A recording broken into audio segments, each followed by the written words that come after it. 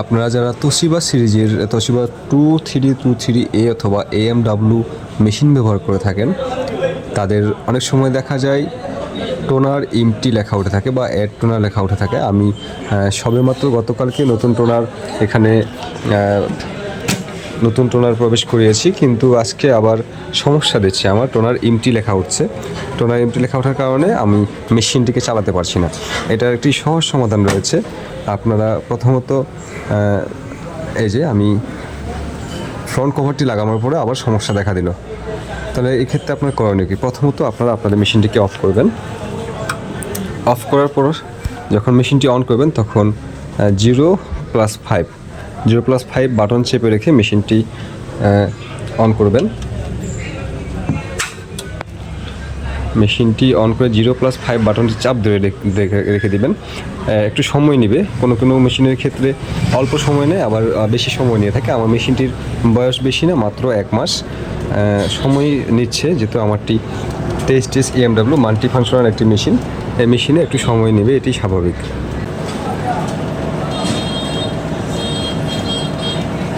0+5 দুটো একসাথে।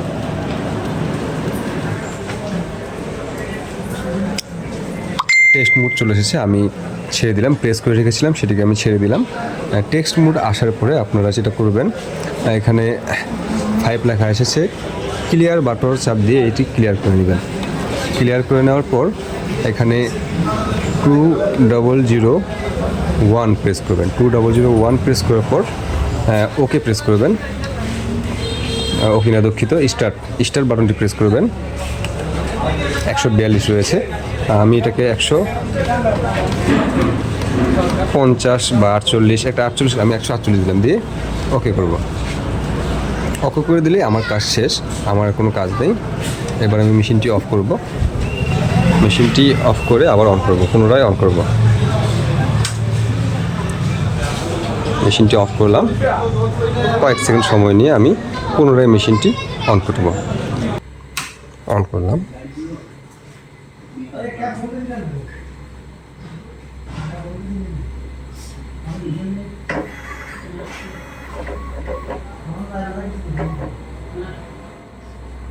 এই যে আমাদের মেশিনটি রেডি হয়ে গেছে। এবার আমি বলছি অ্যাড পেপার, আমরা কাগজ অ্যাড করব, যেহেতু আমার কাগজ ছিল না।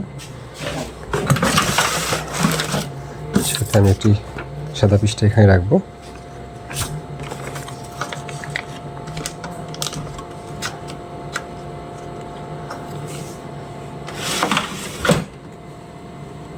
রেডি, আপনারা দেখতে পাচ্ছেন আমার রেডি মোড চলে এসেছে।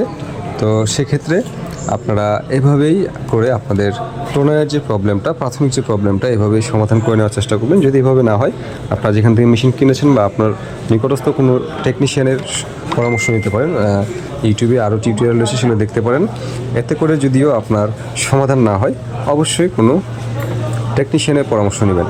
ভিডিওটি ভালো লাগলে শেয়ার করে রেখে দেবেন, চ্যানেলটি একটি সাবস্ক্রাইব করবেন, যাতে আমাদের ফটোকপি মেশিন সংক্রান্ত যে বিষয়গুলো রয়েছে, আমরা যারা ফটোকপি মেশিন ব্যবহার করে থাকি, ফটোকপি মেশিন সংক্রান্ত যে সমস্যাগুলো রয়েছে, এই সমস্যাগুলোর সমাধান পাওয়ার জন্য আপনি চ্যানেলটি সাবস্ক্রাইব করে রাখবেন, ইনশাল্লাহ। আর কোনো বিষয় জানার থাকলে আপনারা অবশ্যই কমেন্ট করে জানাবেন। ধন্যবাদ, আল্লাহ হাফেজ।